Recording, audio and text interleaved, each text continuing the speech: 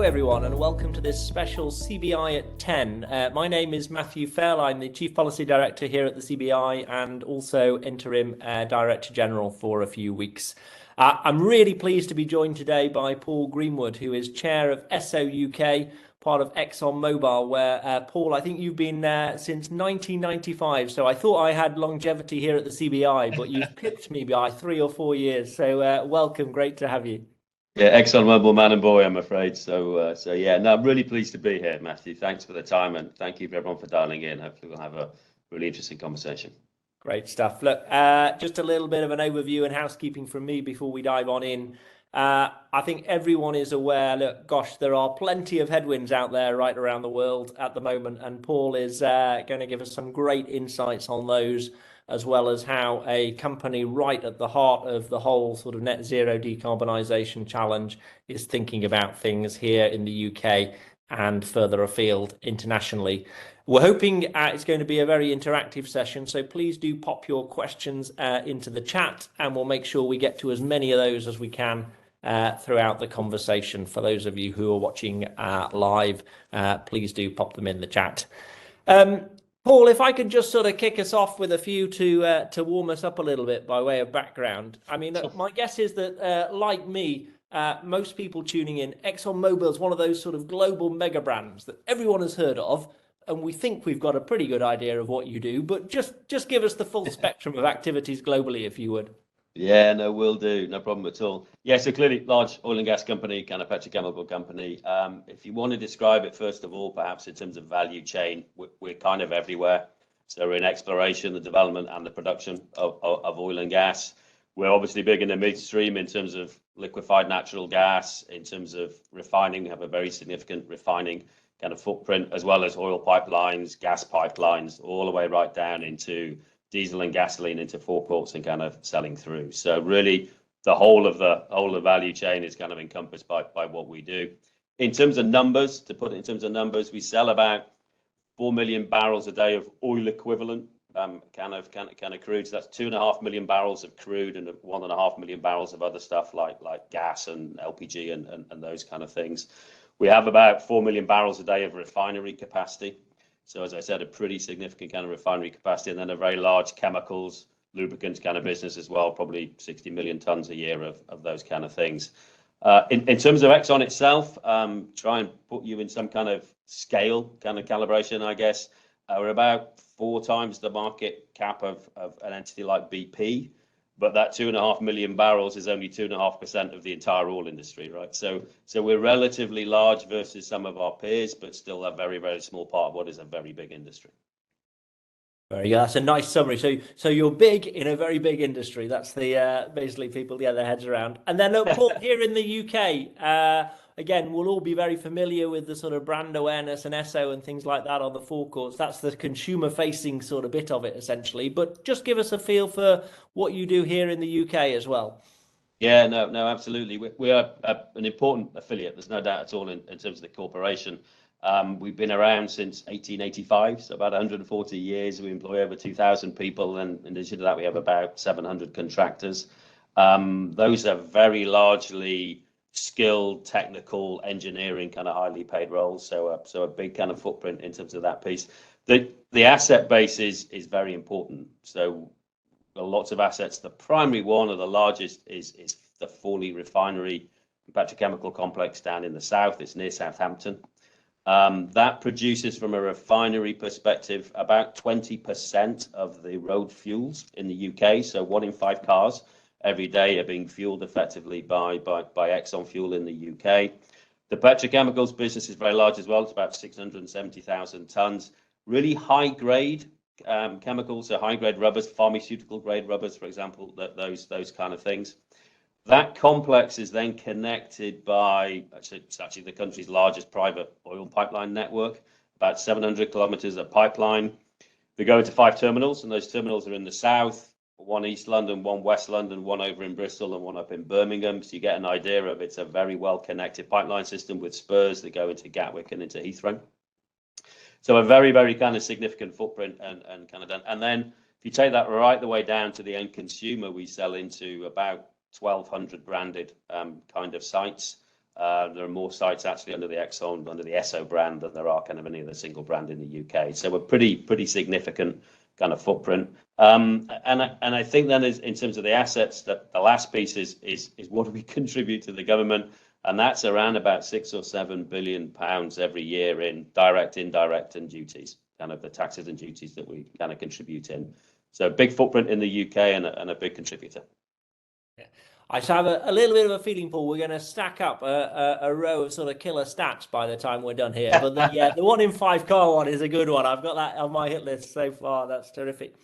So could we start a little bit with the investment environment, because it's the sort of hot topic and we're really focused on it here in the CBI from a UK point of view. But maybe the big picture. Look, your industry has had as much turbulence as anyone since the Russian invasion and war in Ukraine, for example. Just give us a little bit of a feel for what has that done on sort of global energy markets and where it's likely to head in your judgment. Look, if I can, Matthew, I want to take you back, not just the beginning of the war, but actually back to the pandemic, because I think it's worthwhile looking at that kind of 3-year period and thinking about what happened. So if you go right back to the pandemic, to the March, April kind of time frame, clearly what happened at that point was you had a massive crash, right? So if you remember, clearly China, and then it was Italy, and then it was Spain, as it rumbled around the world, different countries locked down in different measures and different times. But what that meant was that effectively people stopped moving and a lot of products stopped moving. Our business largely is around providing the ability for people to move around, right? So clearly the market completely crashed. You had a situation where effectively refineries shut down a lot of their production because the gasoline, the diesel, and the jet fuel was no longer needed. The crude then couldn't find a home in the refinery. It starts backing up and filling up storage. And you even got to a point in the US where crude prices turned negative. So in April, I think they turned to negative $37 a barrel, right? So what happens at that point, Matthew, is if I'm selling you 1 million barrels of oil, I give you my 1 million barrels of oil, and then I also cut you a check for $37 million in order to get you to take it away. So that's how bad it got, right? So that was the crash. Clearly, then that has an impact on production, investment decreases, and then also OPEC, when OPEC Plus, that included Russia, shut in some production in order to kind of bring supply and demand back into some level of balance. And that kind of played out all the way through 2020 and 2021. Demand slowly came back, supply was kind of eked out in line with that. And you got to then the point of the end of kind of 2021 where prices were actually quite high again. They were kind of in the 90s for crude, and they were kind of in the £2 a therm for natural gas, kind of end of 2021, early 2022, right? Then clearly what happened is you had the invasion of Ukraine by Russia. And then you had what we kind of call a massive replumbing of the market. So what happened was all of the oil and gas companies, so us and BP and Shell and everybody, effectively moved away from Russian crude and found alternatives. So crude started traveling longer distances, and that Russian crude effectively went and was sold into Asia, and is still to this day being sold into Asia. So you've kind of replumbed all of the energy markets as West African and Latin American crude has come into Europe in bigger proportions, and Russian crude has moved out. So it's a generally higher cost environment with things kind of disoptimized and clunky as we're all adapting to this new world. Yeah. Well, gosh, that whole sort of trough to peak story is quite extraordinary in a short period of time. And I guess, look, if that's either the sort of the market or the geopolitical shock, the policy shock, in a sense, is what we're seeing in the US from the Inflation Reduction Act, the EU's response, and so on. Just how big an impact are they having in your view, Paul? And where should we be thinking about sort of calibrating a UK response to those?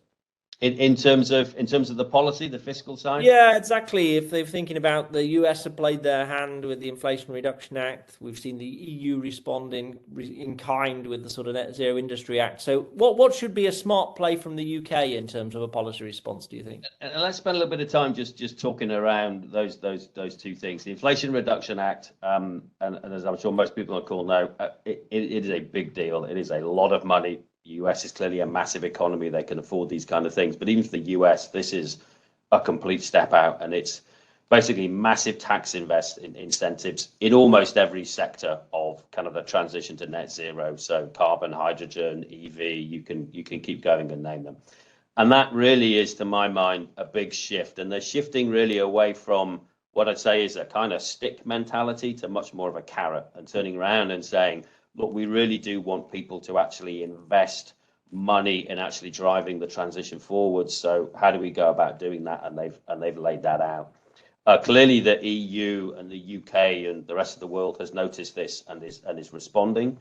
We've seen the EU come out with, as you mentioned before, their policy recently, which looks at, some things like some subsidies. It looks at removing some of the nation state inability to invest and do those kind of things, and looking at more CO2 storage. So they're moving in that direction as well, and clearly kind of ramping up. I guess what is slightly disappointing is a lot of this conversation seems to be mired in the whole protectionism debate. And clearly that's an issue, and governments need to go and sort that out. It's really above my pay grade. That's for trade agreements between individual countries. But I do think it's this carrot versus stick piece, which is really, really important. And that's what I want to highlight, which is the right way to actually transition the world's economy into a net zero basis by 2050. And I'm sure we'll come on and talk about the challenge that is. You need to incentivize companies to do the right thing. So I think from our perspective, there's no doubt that the UK has slipped back slightly when we compare ourselves to the US and potentially to other places as well. And we know this has been noticed, we know it's been seen, and we're all very anxious now to kind of work with the government and make sure that we can put together the right policies so that we can continue to compete. Very good. And speaking of working with the government, Paul, we've got coming up in a couple of days' time this sort of green moment, or green day, as the Treasury and the Net Zero Department, the Energy Department, are coining it right across government.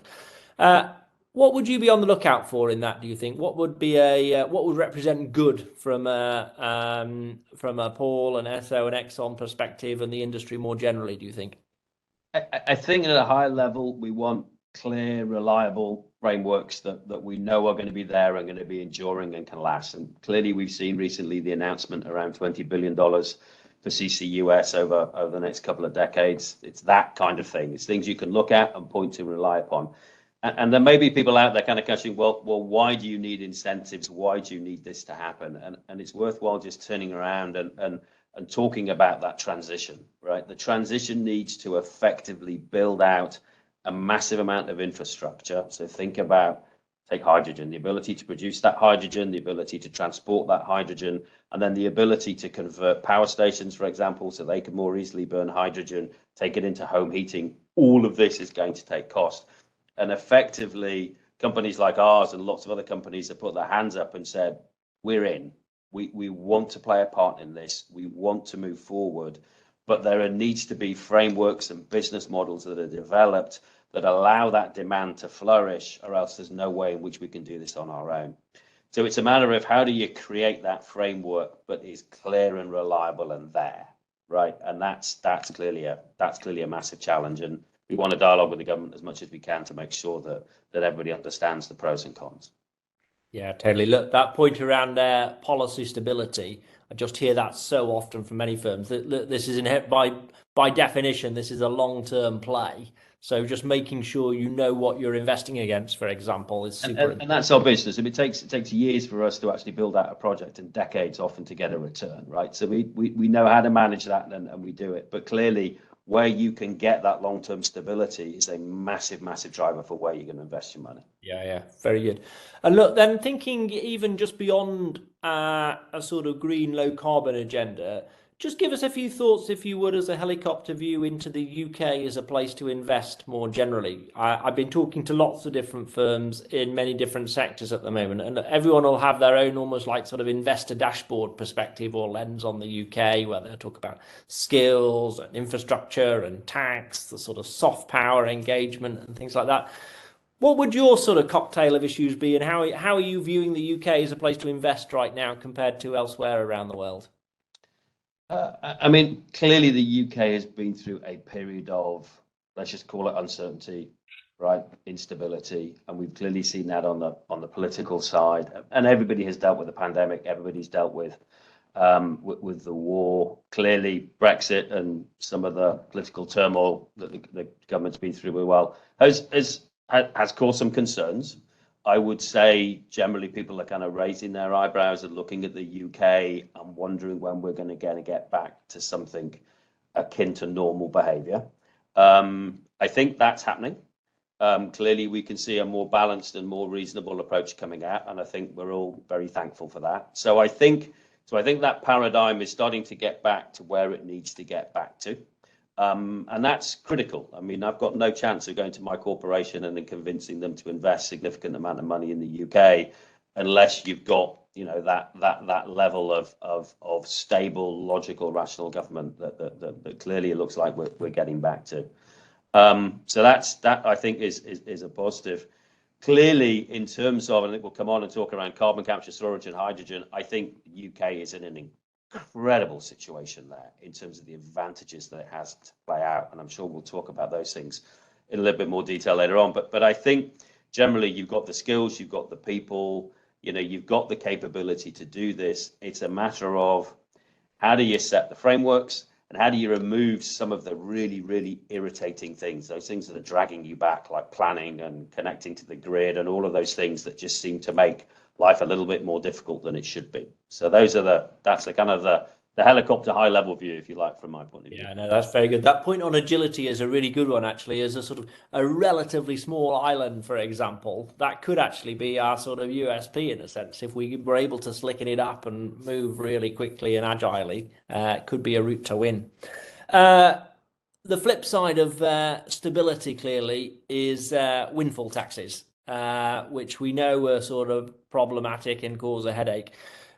Just give us a sort of insight as someone on the receiving end of those, just what that does to both investor confidence and what it sort of sends out as a signal around the world. Yeah, and whenever we talk about windfall taxes, I'm at pains to make it very clear that I'm not expecting any sympathy from anybody, right? If you start feeling sorry for Exxonmobil's earnings, you get out the world's smallest violin and start playing, right? This isn't about sympathy. We can deal with these things in the way that we can deal with these things. But fundamentally, this is bad policy. And I would be quite honest with you, I think for political expediency reasons, we accepted bad policy, and that is not a good thing. And if you come right back and you look at the narrative I think that the British people were sold, and this is across the political spectrum, was oil and gas company making vast amounts of money because of the war in the Ukraine.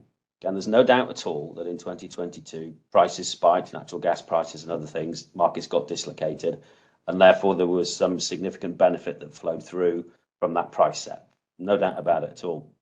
But if you go back and you look at 2020, 2021 and 2022 together, you get a very different picture. In 2020, we lost $20 billion. In 2021, we made a little bit north of 20 billion, I think it's about 23 billion. And then clearly in 2022, we had a big profit. So you can turn around and say, actually, 2022 was really the only profit we made over those 3-year period. And if you spread it over these 3 years, it becomes much more down to a normal routine profit that you'd expect a company of our level to make when the amount that we invest. So you take it through that lens, you kind of turn around and go, hang on a minute, that doesn't feel right. We didn't ask for any money in 2020 when we lost $20 billion. We just sucked it up like many other people, right, in the world did. But I think the more egregious thing is it's called a windfall tax, right? That's how people refer to it, which implies it's around a windfall profit made in 2022. But this tax goes out until 2028, which means that we're going to be paying about double the tax that we paid before. 2023, 2024, 2025, etc. And we have no idea what we're going to be making at that point. I'd also turn around and say, if you look at natural gas prices and crude prices now, right now in the UK, they are lower than they were before the war. So why were prices high before the war? It's when you go back to actually what happened in the pandemic. What happened in the pandemic was because prices were so low, people didn't invest because balance sheets were strained and you didn't have the price signal to invest. It's the lack of investment that leads you to actually end up not invest effectively having a high price environment, the way commodity cycles work, right? So effectively, by doing this, really what's happening is that they are effectively going to be making the UK a less competitive place to invest, right? So that's a fundamental, and you know, we're working and talking to the government around the fact that we really think you need to change your approach here and adopt something else, because this is punitive, it's not rational, and you're going to decrease the competitiveness of the UK. I get the political driver that you had, but it doesn't make it good policy, it's bad policy. And I think the other part of that, Matthew, is it's damaged trust a bit. I think that trust can be rebuilt, but you know, corporations around the world look when governments make big changes like that for political expediency, and it makes them more cautious in the future. So we have to rebuild that trust. Yeah. Very helpful. Look, we're going to get a few questions in from the audience in a moment. I can see a few popping into the chat, so please do keep those coming. Just, Paul, before we do that and we move away from the investment environment, I can't resist asking you, obviously from a CBI point of view, we get lots of political engagement, so we do get these opportunities from time to time. If you were in a room with the Chancellor, having digested and the dust settled on the spring budget a little bit, what would be your sort of three main messages for him right now? I think the first one would be sympathy or empathy, right? Just turn around and go, look, we know this is really hard. We know the war has impacted. We know the pandemic's impacted, Brexit, you know, everything else. So we know you have got a tough hand that you're playing here, and empathize completely with what you're doing. I'd like to say, you know, congratulations, well done, thank you. Whatever combination of that you want around the $20 billion for CCUS, I think that is step out. I think it is remarkable. And I think that clearly is the kind of signal that we're looking for. But I guess my third one, and, you know, is just to be blunt, is we need more. I think when I look at the scale and the ambition that other countries like the US and around the world are starting to actually lay out, we need to do more if we're going to be successful. Like, it's a very hackneyed, overutilized analogy of the hare and the tortoise, but I think it does apply a bit to the UK. We were clearly fast out the blocks. We were clearly running like the hare. We were clearly doing very well in offshore wind and other things. Great, kudos, well done. But I think the hare's got a little bit distracted over a period of time, and others have overtaken us. And we just need to wake the hare up and get running again, right? Or else this is a competitive race and we're not going to be doing very well. Very good. Thank you. Look, closely linked, obviously, to the whole investment environment is the people and skills in any given location to be able to do the job. We got a question in from Sarah asking around, look, we know getting to net zero, actually, we think is going to be a net sort of job creation thing, which is a positive. But probably the vast majority of large organizations are thinking, gosh, I've got a bit of a skills gap going on here, or I need to sort of upskill to equip my workforce with the green skills. Do you have that sort of thought from an Exxon perspective about how you're thinking about training and equipping a sort of next generation with what they need for this sort of new world? Yeah, no, and clearly a lot of the skills that are going to be needed for the things that we're going to be focused on, so carbon capture and storage and hydrogen and lower emission fuels, are really core engineering technical skills that we developed in our population, and we're utilizing that. So at the moment, we're kind of flexing away from our base business into our low carbon solutions area, and we're managing to do that, and then clearly pulling people from the market who've got specific skills as well. But it's going to be a big challenge, and there's no doubt we've found hiring, and I think people generally across the UK found hiring top engineering and technical talent has been hard, and therefore, you know, we are looking at things like, you know, whether you bring expats into the UK for a period of time in order to supplement the kind of gaps that we've got. So I think that would be another message we've had is we need to continue all of the efforts in order to bring people with kind of STEM backgrounds forward and make sure that we're getting the best people coming out of schools, going through the colleges and able to actually join us. Because there's no doubt when you actually start thinking about somebody playing a role in the transition to net zero, there is nothing more which is valuable and worthy, and people are very excited by that challenge.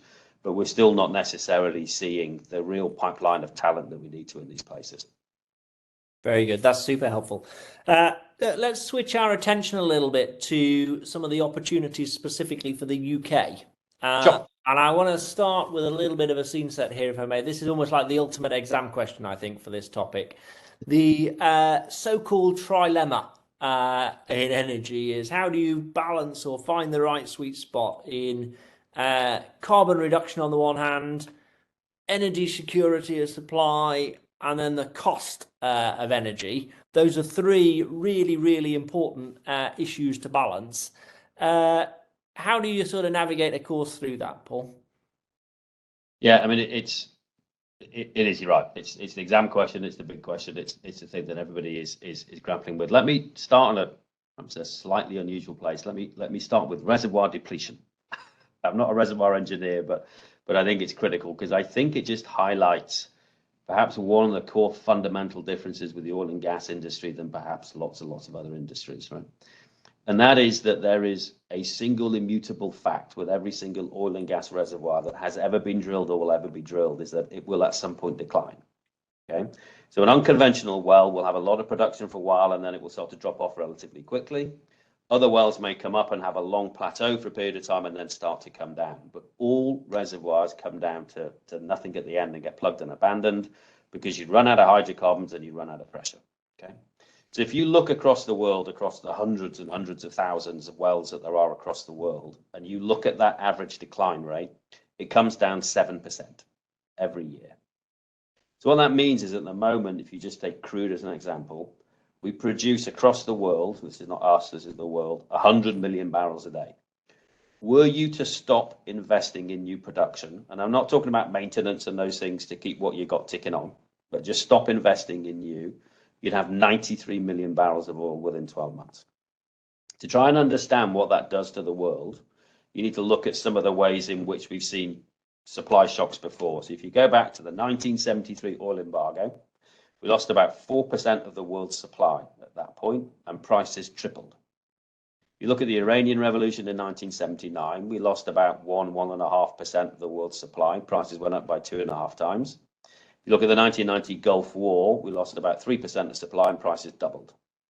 Clearly, what we've seen over 2022, right, was a restriction in supply, markets getting turbulent, lack of investment that basically led to this, and we've seen the price environment we've got to.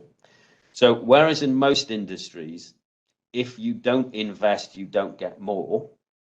In the oil and gas industry, if you don't invest, you get less, right? And there's a massive amount of investment that goes on just in order to stay flat. And I think that's the first kind of thing that you really got to get your head around the oil and gas industry, because that's the core kind of principle, right? So then you look at supply and demand. So it's like, so you need to keep exploring, you need to keep developing these resources, you need to keep producing them, or else you're going to end up in a very, very kind of poor place where effectively you're going to end up paying an awful lot for your energy. And that's just the reality of what it is we're facing. And I think there's a whole point around this kind of debate that gets very binary around hydrocarbons and renewables. My way of looking at it is, yes, there's no doubt that there are some areas where they are going to be competing, right? So we know electric vehicles are going to penetrate into most markets. They're going to effectively decrease the demand for gasoline and for diesel. Absolutely, they will. We forecast that. Everybody else forecasts that. That is all well and good, and it's how it should be, and we're perfectly comfortable with that, right? But the other piece is there is an enormous amount of cost that we're going to have to invest in order to transition. And that cost is going to have to be paid for, and it's going to be a lot easier if we're in a world where we're not paying vast amounts of money for our oil and gas. So you have to kind of blend those two. So you have to keep investing in oil and gas because the depletion kills you if you don't, because you have to have affordable and abundant energy to be able to pay for the transition. Now, I know that can feel as if, I'm talking my book, but it's just the reality. And I think that's how 2022 has played out, right? We've clearly seen that governments around the world have been incredibly stretched when effectively they're facing that kind of challenge. Great stuff. Thank you. That makes sense.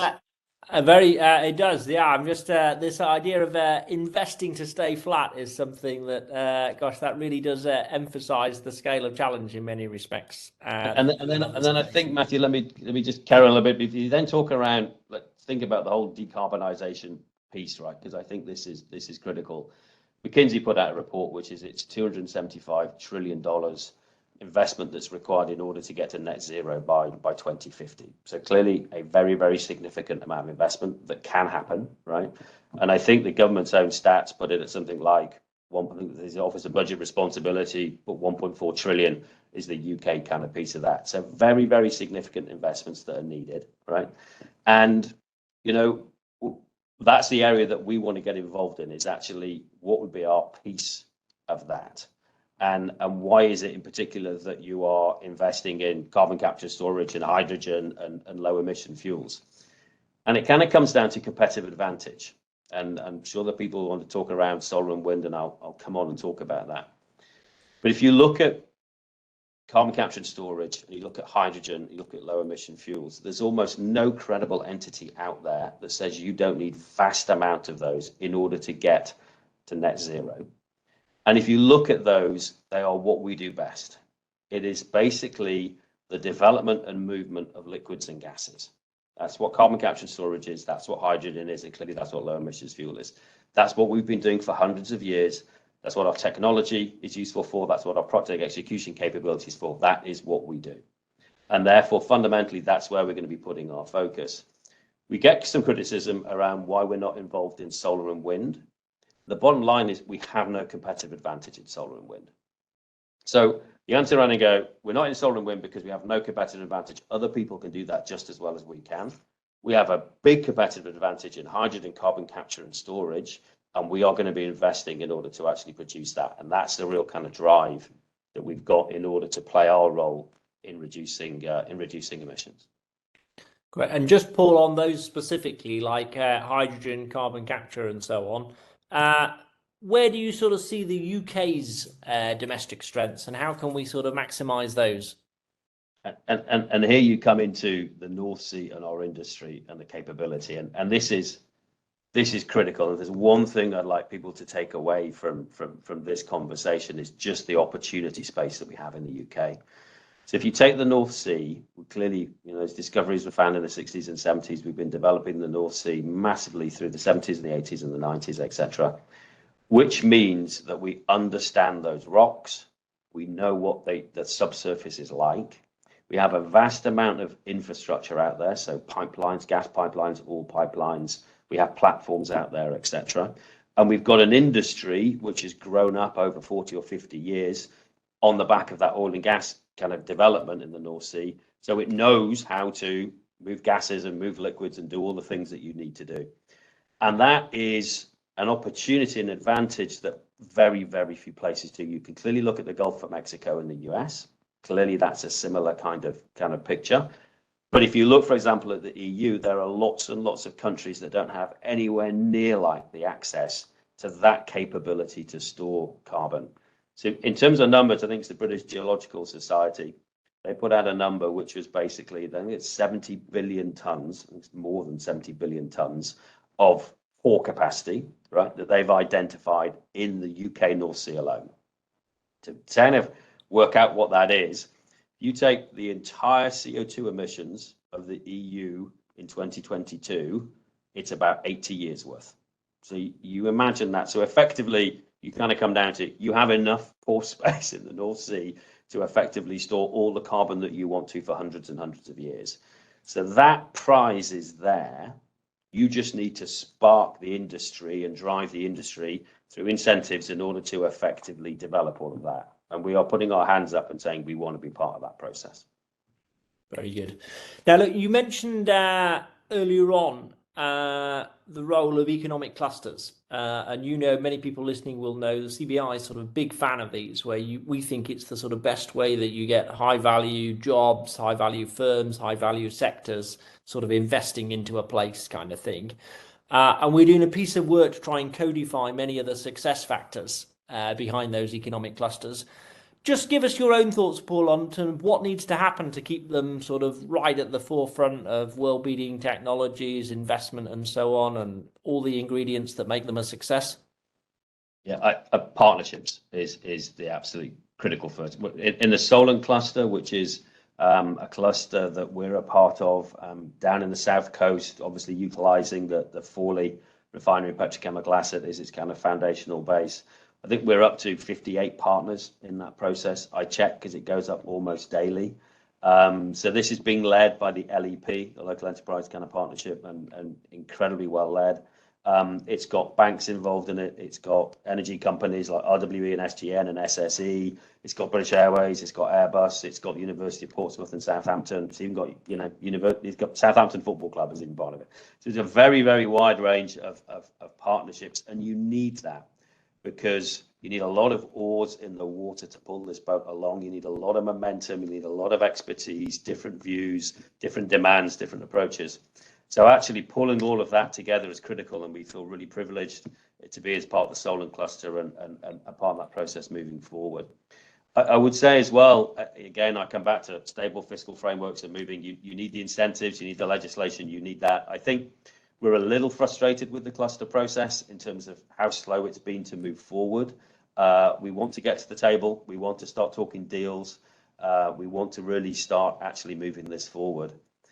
And we can. Let me give you an example of this. There's one deal we signed not that long ago with a company called CF Industries. You may remember they were hot topic, the fertilizer company, when we were short of CO2 in the early days of the pandemic. They have a big plant, an ammonia plant in Louisiana. And we did the deal with them. It's the first ever deal of its type where it's done. It's a deal where effectively we're going to be taking their CO2. It will go through a third-party pipeline, and we will be storing that in the Gulf of Mexico. We're going to store 2 million tons a year, and we'll be up and operational by 2025. First kind of deal of its time in the world.